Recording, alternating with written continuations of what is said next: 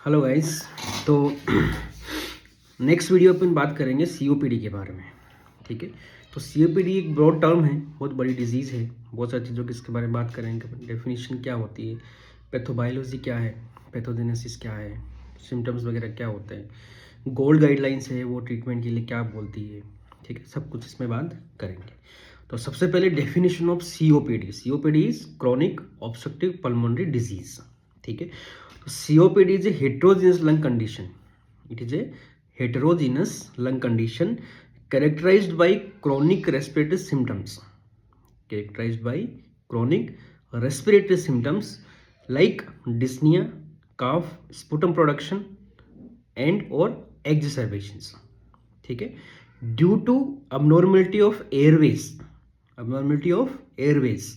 ठीक है, इसमें आपका ब्रोंकाइटिस आता है, ब्रोंक्यूलाइटिस आता है, एंड और एल्वेलाई, इसमें आपका एम्फाइसीमा आता है। ठीक है, that causes persistent and often progressive air flow limitation. ठीक है, अब अस्थमा से कैसे डिफरेंशिएट इसको याद आप रखोगे। पहला, अस्थमा के अंदर खाली एयरवे इफेक्ट होता है, ना कि एल्वेलाई। ये आपको ध्यान रखना। अस्थमा के अंदर स्मॉल टू मीडियम साइज जो एयरवे है वो मेनली अफेक्ट होते हैं। ठीक है, और वहाँ पे ट्रिगर्स होते हैं। यहाँ पे ट्रिगर की जरूरत नहीं है कि ट्रिगर हो यहाँ पे। ठीक है, दूसरा है यहाँ पे मैंने क्या बोला, ब्रोंकाइटिस, ब्रोंक्यूलाइटिस और एम्फाइसीमा। तीन तरह का सीओपीडी यहाँ पे हो सकता है। तो मेनली क्रोनिक ब्रोंकाइटिस आप जानते हो और एम्फाइसीमा आप जानते हो, तो सीओपीडी, ब्रोंक्यूलाइटिस भी यहाँ पे आता है। ठीक है, तो मेनली क्या है यहाँ पे दूसरा पॉइंट, अस्थमा के अंदर वेरिएबिलिटी होती है। ठीक है, वेरिएबल होता है, मतलब आज थोड़ा ज़्यादा है, कल कम होगा, कल परसों फिर ज़्यादा हो जाएगा। मतलब जितना ऑब्स्ट्रक्शन उतना ही आपका लिमिटेशन ऑफ ऑब्स्ट्रक्शन, या मतलब बोल सकते हो कि एयरवे लिमिटेशन है, एयरवे ऑब्स्ट्रक्शन हो गया। यहाँ पे सीओपीडी में परसिस्टेंट होता है। परसिस्टेंट हो रहा मतलब सिम्टम आपके पूरे दिन, whole day, even whole month, even whole season, even whole year same ही रहने वाले हैं। ठीक है, सीरियस हो गया, सीवियरिटी हो बट ज़्यादा हो गई है तो वो बाद में पूरे साल में ऐसे ही रहता है। ठीक है, तो हिस्ट्री में क्या अंतर आएगा यहाँ पे, अस्थमा के अंदर क्या बोलेंगे आपको कि कभी कभार होता है, अचानक खांसी आती है, खांसी इतनी आती है कि रुकती नहीं है। ठीक है, अचानक डस्ट एक्सपोजर हुआ या ठंडा मौसम हुआ, गर्मी से ठंडे में गए, या बोलते कुछ लोग बोलते हैं कि बादल हो गए, ठंडक हो गई, तब ज़्यादा हो गया, फूलों की सुगंध है, अचानक सब्जी बन रही है घर में, कुछ भी ऐसा इशू हो रहा है, एक्सपोजर हुआ, एलर्जन से ट्रिगर हुआ, एसओबी होता है, शॉर्टनेस ऑफ ब्रेथ होता है। क्यों? क्योंकि वहाँ पर ट्रिगर होते ही आपका जो जो ब्रोंकस है वो स्पाज्म में चला जाता है, स्पाज्म होकर साथ में सिक्रेशंस आने लग जाते हैं। तो वहाँ पे मेनली म्यूकस सिक्रेशन इतना नहीं होता, बहुत कम होता है, और साथ में मेन जो रोल होता है वो ब्रोंकोस्पाज्म होता है। ठीक है, सीओपीडी के अंदर जो मेन रोल है वो अबनॉर्मलिटीज ऑफ एयरवे, मतलब यहाँ पे परसिस्टेंट अबनॉर्मलिटी, स्ट्रक्चरल चेंजेस भी हो जाते हैं। ठीक है, अस्थमा के स्ट्रक्चरल चेंजेस बहुत बाद में होते हैं कि जो आपकी जो मसल है वो जो स्पाज्म होती है वो धीरे धीरे बढ़ते बढ़ते एक मसल मास आपका बढ़ गया। ठीक है, सीओपीडी के अंदर अर्ली चेंजेस में भी ऐसा हो जाता है, जो मस्कुलर रिमॉडलिंग वगैरह है, स्ट्रक्चरल चेंजेस हैं वो अर्ली में भी हो सकते हैं। ठीक है, और यहाँ पे जो एयर फ्लो लिमिटेशन है वो परसिस्टेंट टाइप का होता है, प्रोग्रेसिव टाइप का होता है। प्रोग्रेसिव तो अस्थमा में भी हो सकता है, धीरे धीरे बढ़ता ही है, लेकिन वहाँ परसिस्टेंट टाइप का यूजुअली नहीं होता, वेरिएबल होता है। यहाँ पे मेनली परसिस्टेंट होता है। वैसे हाँ, अस्थमा बहुत सीवियर कंडीशन में तो वहाँ परसिस्टेंट वहाँ भी हो सकता है, क्योंकि मसल मास बढ़ गया तो वो स्पाज्म हो गया, तो उस कारण से नेरोविंग हो गई, तो परसिस्टेंट एंड में जाके परसिस्टेंट हो जाएगा। इसीलिए एक टर्म आती है अकोस, जो ऑलरेडी डिस्कस मैं कर चुका हूँ। ठीक है, तो ओवरऑल मैं बात करूँ एक सीओपीडी का पेशेंट, ठीक है, यूजुअली वो ओल्ड एज होते हैं। ठीक है, middle age to old age होते हैं, यंग एज में यूजुअली सीओपीडी नहीं होता। ठीक है, कल एम्फाइसीमा का एक वेरिएंट है जो जेनेटल डिफिशियंसी होती है, कंजेनिटल डिफिशियंसी होती है जो अल्फा-1 एंटीट्रिप्सिन की, उसमें एक एम्फाइसीमा होता है जो बिलो 45 ईयर ऑफ एज होता है, यूजुअली अबव 45 या ओल्ड एज में होता है। तो इसीलिए मैं कॉजेज और रिस्क फैक्टर की हम आगे बात करूं तो सबसे पहला है इन्वायरमेंटल कॉजेज और दूसरा होता है जेनेटिक।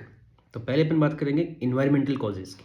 ठीक है, तो इन्वायरमेंटल कॉजेज में तो most common cause is cigarette और ऑल ऑन स्मोकिंग आप बोल दो। ठीक है, तो अब सिगरेट हो, चाहे बीड़ी हो, चाहे चीलम हो, या फिर की लोकल प्रिपरेशंस होती है अलग अलग जगहों में, तो वहाँ की जो कोई भी हो तो वो मोस्ट कॉमन जो है वो है टोबैको स्मोकिंग, ऐसा आप याद रख सकते हो। तो cigarette smoking mostly less than 10 pack year पे भी सीओपीडी हो सकता है, मोर देन 10 तो हो ही सकता है, even less than 10 pack year पे भी सीओपीडी हो सकता है आपको। तो 10 पैक ईयर कैसे निकालोगे आप? पर डे 1 पैक वो पी रहा है और 10 साल उसको हो गए, per day 1 pack of cigarette कोई पी रहा है, उसको 10 साल हो गए, तो मतलब 10 पैक ईयर हो गए। तो 10 साल से जो कोई स्मोकिंग कर रहा है, यदि 1 पैकेट भी पूरे दिन में पीता है, तो 1 पैकेट मतलब 10 सिगरेट 20 सिगरेट, उससे हमको मतलब नहीं, मैं पैक ईयर की बात कर रहा हूँ, ना कि स्मोकिंग इंडेक्स की। ठीक है, तो दूसरा है ETS, environmental tobacco smoking. Environmental tobacco smoking, इसका मतलब हो गया कि कोई सिगरेट पी रहा है, आप उसके पास में हो और कंटिन्यूस ऐसा हो रहा है, ठीक है, तो उसको भी COPD हो सकता है। जैसे हस्बैंड है, स्मोकर है, क्रोनिक स्मोकर है, वाइफ है, उनको रहना पड़ता है, ठीक है, तो उनको भी ऐसा हो सकता है। तो इन्वायरमेंटल टोबैको स्मोक या फिर सेकेंड हैंड स्मोकिंग, ठीक है, सेकेंड स्मोकिंग, जो जो जो सिगरेट पी रहा है, उसकी जो धुआं निकल रही है उसको भी वापस वो इनहेल कर ले रहा है, ठीक है, तो वो भी सेकेंड हैंड स्मोकिंग होगी। तो these are also the risk factors, ठीक है, तो जो पास में है उसको भी हो सकता है, और जो खुद पी रहा है उसको तो हो ही रहा है, वो स्मोकिंग खुद भी कर रहा है, ठीक है। नेक्स्ट है जो डेवलप कंट्रीज है, उसके अंदर एक कॉमन होता है, दैट इज बायोमास एक्सपोजर। जो पुअर कंट्रीज है या डेवलपिंग कंट्रीज है, अभी डेवलप कंट्रीज में मुझे ऐसा कम हो गया आजकल, इंडिया में अब तो बहुत कम हो गया, पहले तो होता था, मतलब चूल्हे पे काम करती है महिलाएं अपने घर में, ठीक है, और जो बायोमास फुल एक्सपोजर है, जैसे वुड हो, एनिमल डंग हो, क्रॉप रेसिड्यू हो या फिर कोयला कोल हो, ठीक है, इनमें से कोई भी हो, कोई भी को जला रहा है, तो उससे भी ऐसा होता है।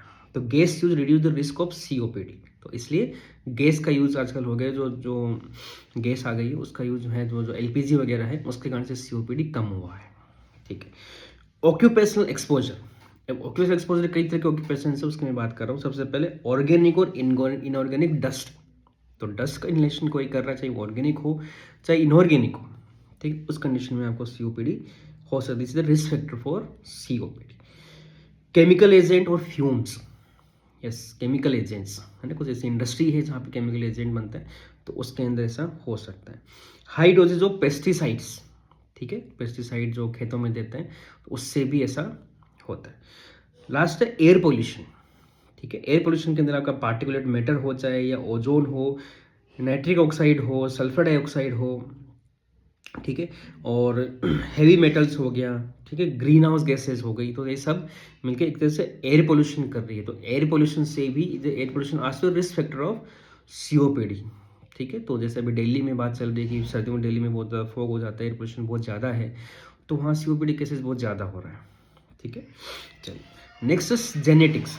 जेनेटिक्स में यहाँ पे एक जीन है सर्पिना, SERPINA, सर्पिना 1। तो ये सर्पिना जीन म्यूटेशन सर्पिना 1 जीन का जो म्यूटेशन है, उस कारण से भी ऐसा हो सकता है, जिसके कारण क्या होता है, heredity deficiency of अल्फा-1 antitrypsin. अल्फा-1 antitrypsin, जो ट्रिप्सिन को एंटी है, मतलब उसका एंटागोनिस्ट होता है, ठीक है, जो ट्रिप्सिन जो आपका एंजाइम होता है, तो इसलिए अल्फा-1 एंटीट्रिप्सिन डेफिशिएंसी इसकी हो जाती है, उस कारण से आपको अर्ली COPD हो सकता है, ठीक है। उसके हम बात करें कि डेवलपमेंट, लंग डेवलपमेंट, एजिंग की बात करो, धीरे धीरे जो डेवलपमेंट है, जैसे मैं बात करूँ कि जब बच्चा पैदा होता है उसके बाद में लंग डेवलपमेंट धीरे धीरे उसकी जो बोल सकते हैं कि जो एयरवे की साइज है वो बढ़ती है, एल्वेलाई है वो बढ़ती है, जो लंग का मास है वो बढ़ता है, धीरे धीरे प्यूबर्टी के टाइम वो मैक्सिमम हो जाता है, उसके बाद में धीरे धीरे वापस डिक्रीज होने लगता है। तो एज फैक्टर भी यहाँ पे काम करता है COPD में, कोई जरूरी नहीं हो स्मोकर हो, नॉन स्मोकर भी COPD हो सकता है, ठीक है। तो एज फैक्टर है वो भी यहाँ पे काम करता है, जैसे डेवलपमेंट ऑफ एज, तो किस तरह से उसका डेवलपमेंट हुआ है लंग्स का, उस पर भी डिपेंड करेगा कि उसको फ्यूचर में COPD हो सकता है, ठीक है। नेक्स्ट अपन वर्क करेंगे पैथोबायोलॉजी। पैथोबायोलॉजी मतलब क्या बायोलॉजिकल जो फैक्टर्स हैं वो इसके अंदर काम कर रहे हैं, वो बात करेंगे। तो पैथोबायोलॉजिकल चेंजेस कहाँ कहाँ हो सकते हैं, उस कारण से COPD का जो इस बोल सकते हैं कि एंड रिजल्ट जो COPD होता है, ठीक है। तो पहला है एयरवेज, दूसरा है लंग पेरेन्काइमा, और तीसरा इवन पल्मोनरी जो वेस्कुलेचर है उसके अंदर भी ऐसा होता है। तो तीनों चीज़ इन्वॉल्व है, ये ध्यान रखना। अस्थमा के अंदर मैंने क्या बताया था, ओनली एयरवेज का इन्वॉल्वमेंट होता है मेनली, ठीक है, वहाँ पे वेस्कुलर या फिर एल्वुलर इन्वॉल्वमेंट यूजुअली नहीं होता है, ठीक है। तो यहाँ पे एयरवे इन्वॉल्वमेंट भी है, जो स्ट्रक्चरल चेंजेज होंगे। लंग पेरेन्काइमा मतलब आपका एल्वुलाई वगैरह वो भी इन्वॉल्व हो गई, और pulmonary vasculature, even pulmonary artery, pulmonary vasculature भी यहाँ पे इन्वॉल्वमेंट है, ठीक है। तो चेंजेस यहाँ पे दो तरह से होते हैं, पहला इन्फ्लेमेटरी चेंजेस, दूसरा structural changes. Inflammatory and structural changes, तो मेन है यहाँ पे इन्फ्लेमेटरी चेंजेस। स्ट्रक्चरल चेंजेस तो बहुत बाद में होते हैं, पहले इन्फ्लेमेटरी चेंजेस ही यहाँ पे होते हैं, ठीक है। ओके, तो आप देख पा रहे हैं, तो यहाँ पे जो एजेंट्स हैं, जो रिस्क फैक्टर मैंने ऊपर लिख दिया है यहाँ पे, सिगरेट स्मोकिंग और एनवायरमेंटल पार्टिकल्स, एनवायरमेंटल जो पोल्यूशन है वो, ठीक है। अब क्या लिखा है, हॉस्ट फैक्टर एम्पलीफाइंग मैकेनिज्म। तो हॉस्ट फैक्टर का मतलब यहाँ पे जेनेटिक्स आपकी काम करेगी, ये सबको होता है, कई लोग सिगरेट पीते हैं उनको सीओपीडी नहीं होता, या इन्वायरमेंट जो सेम में रह रहे हैं ना, सेम इन्वायरमेंट में भी किसी पर्सन को सीओपीडी हो रहा है, किसी को नहीं हो रहा, तो यहाँ पे जेनेटिक्स भी यहाँ पे काम करती है, ठीक है। तो पहले मैं बात कर रहा हूँ इन्फ्लेमेटरी चेंजेस की। तो जो भी यहाँ पे रिस्क फैक्टर है, जो भी अंदर पार्टिकल गया या स्मोक गई, सिगरेट स्मोकिंग, कोई स्मोकिंग कर रहा है, सिगरेट अंदर मतलब बोल सकते हैं कि स्मोक अंदर गई है, एयर पोल्यूशन अंदर गया, उस कारण से क्या होता है, इन्फ्लामेटरी चेंजेस होते हैं। क्या इन्फ्लामेटरी चेंजेस होते हैं, नंबर ऑफ मैक्रोफेजेस इंक्रीजेस, ठीक है। तो लोकली वहां पे जो लंग इन्फ्लामेशन हो रहा है उसमें क्या होता है कि सबसे पहला क्या, मैक्रोफेजेस बढ़ जाते हैं, ठीक है। मैक्रोफेजेस कहाँ कहाँ बढ़ेंगे, पहला पेरिफेरल एयरवेज, जो स्मॉल एयरवेज है, पेरिफेरल एयरवेज है, वहां बढ़ते हैं। दूसरा लंग पेरेन्काइमा, और इवन इन पल्मोनरी वेसल्स, इनके अंदर भी मैक्रोफेजेस का जो अमाउंट है, मैक्रोफेज का नंबर है, वो बढ़ जाते हैं। और साथ ही साथ यहाँ पे एक्टिवेटेड न्यूट्रोफिल एंड लिम्फोसाइट की संख्या भी बढ़ती है, ठीक है। तो ये इन्फ्लेमेटरी चेंजेस मैं आपको बता रहा हूँ कि जब भी कोई एजेंट अंदर जाएगा, सिगरेट स्मोकिंग हो, एयर पार्टिकल हो, जो भी अंदर जिस कारण से उसको सीओपीडी हो रहा है, जो इस फैक्टर में मैंने बात की, उनमें से जो भी अंदर जाता है तो वो क्या करता है, पहला इंक्रीज मैक्रोफेजेस, कहाँ पे, पेरिफेरल एयरवेज, लंग पेरेन्काइमा और पल्मोनरी वेसल। और दूसरा increase activated neutrophil and lymphocytes, ठीक है। अब ये सब क्या करेंगे, these inflammatory cell along with epithelial and structural cells release cytokines, ठीक है। साइटोकाइन, तो ये ऑक्सीडेटिव स्ट्रेस यहाँ पे पैदा करते हैं, ऑक्सीडेटिव स्ट्रेस यहाँ पे पैदा होता है।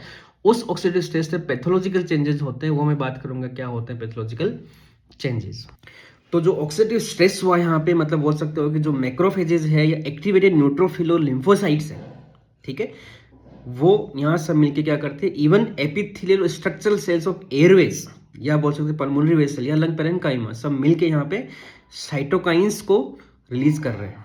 अब साइटोकाइंस क्या करते हैं, the attract inflammatory cells from circulation, ठीक है। ये हो गया chemotactic factor, as a chemotactic factor वो काम करते हैं, इन्फ्लेमेटरी सेल को वो पेरिफेरल जो मतलब जो सर्कुलेशन है वहां से अट्रैक्ट करते हैं। दूसरा amplify inflammatory process, that is pro inflammatory cytokines इनको बोलते हैं, जो इन्फ्लेमेटरी प्रोसेस को भी एम्पलीफाई कर देते हैं। और तीसरा है via growth factor induce structural changes, ठीक है। तो इवन इन्फ्लेमेटरी चेंजेस भी स्ट्रक्चरल चेंजेस कर रहा है, क्यों, क्योंकि इन्फ्लेमेशन होगा, हीलिंग होगी तो स्ट्रक्चर चेंज हो सकते हैं, इन्फ्लेमेशन से भी स्ट्रक्चरल चेंजेस होते हैं, ठीक है। अब अस्थमा की मैं यहाँ पे बात करूँ, अस्थमा के अंदर मेनली इओसिनोफिल्स होती है, ठीक है। सीओपीडी में क्या आई, न्यूट्रोफिल एंड लिम्फोसाइट्स मेनली आती है, ठीक है। मैक्रोफेजेस ठीक है, मेनली न्यूट्रोफिल और लिम्फोसाइट्स, वहाँ पे क्या है, इओसिनोफिल्स और इंटरल्यूकिन्स वहाँ पे होता है। यहाँ पे क्या है, न्यूट्रोफिल्स होते हैं, लिम्फोसाइट्स होती है जो साइटोकाइंस रिलीज करती है। उस कारण से क्या हो गया, आपका कीमोटैक्टिक फैक्टर हुआ, प्रो इन्फ्लेमेटरी फैक्टर हुआ, साइटोकाइंस हुए और ग्रोथ फैक्टर हुआ, ठीक है। तो chemotactic factor attract inflammatory cells from the circulation, दूसरा pro inflammatory cytokine amplify inflammatory process, और तीसरा induce structural changes via growth factor, ठीक है। दूसरा है स्ट्रक्चरल चेंजेस क्या क्या हुए, ठीक है। इन्फ्लामेशन से भी स्ट्रक्चरल चेंजेस हुए हैं। अब स्ट्रक्चरल चेंजेस होते क्या क्या है वो अपन बात करते हैं। तो पहला है protease mediated destruction of elastin, protease mediated destruction of elastin. तो मेनली किस में दिखता है, ये एम्फाइसीमा में, ठीक है। तो मेनली एम्फाइसीमा, सीओपीडी में भी होता है, मेनली वो जो वेरिएंट है एम्फाइसीमा उसमें मेनली ये मिलता है। दूसरा है peribronchial fibrosis and interstitial opacities, peribronchial fibrosis, peribronchial cuffing जिसको बोलते हैं, एक्सरे में आप देखते हो फाइब्रोसिस यहाँ पे डेवलप हो गया, क्योंकि इन्फ्लेमेशन हुआ, हीलिंग हुई तो फाइब्रोसिस वहाँ पे हो गया। तो ये परसिस्टेंट लिमिटेशन को बताता है। नेक्स्ट है inflammation and repeated injury of airway wall lead to excessive muscle and fibrous tissue production, ठीक है। तो फाइब्रोसिस तो हो ही रहा है, साथ में मसल प्रोडक्शन भी होने लग गया, एक्सेसिव मसल प्रोडक्शन होने लग गया। तो इसको क्या होती है, मस्कुलर रिमॉडलिंग हो गई, वहाँ पे मसल्स ज़्यादा हो गई तो आपका कॉन्ट्रैक्शन हो गया। मैं बोल सकते हैं कि जो एयरवे है उनका नैरोविंग हो गई। तो एक परसिस्टेंट टाइप ऑफ नैरोविंग यहाँ पे हो रही है, न कि स्पाज्म हो रहा है, ठीक है। तो this contribute to small airway obstruction, क्योंकि मैंने क्या बात की, पेरिफेरल एयरवेज में मेनली ये हो रहा है, तो यहाँ पे स्मॉल एयरवे मेनली इफेक्ट हो रहा है, ठीक है। सीओपीडी में मेनली जो एल्वेलाई और स्मॉल एयरवे मेनली इफेक्ट होता है, ठीक। स्ट्रक्चरल चेंजेस में जो लार्ज एयरवे है वो अफेक्ट होता है, लेकिन वो धीरे धीरे बहुत बाद में जाके होता है, क्योंकि लार्ज की साइज बहुत बड़ी होती है, इतनी जल्दी वो नैरो नहीं होते। स्मॉल एयरवेज बहुत जल्दी नैरो हो जाते हैं, ठीक है। साथ ही वेस्कुलेचर इज आल्सो एल्टर्ड, यहाँ पे वेस्कुलर अबनॉर्मलिटी भी साथ में डेवलप हो जाती है, ठीक है। तो प्रोसेस क्या हुई, मेनली जो है इन्फ्लेमेटरी चेंजेस होते हैं, इन्फ्लेमेटरी चेंजेस ही स्ट्रक्चरल चेंजेस करते हैं, दूसरा स्ट्रक्चरल चेंजेस आपके यहाँ पे हो गए।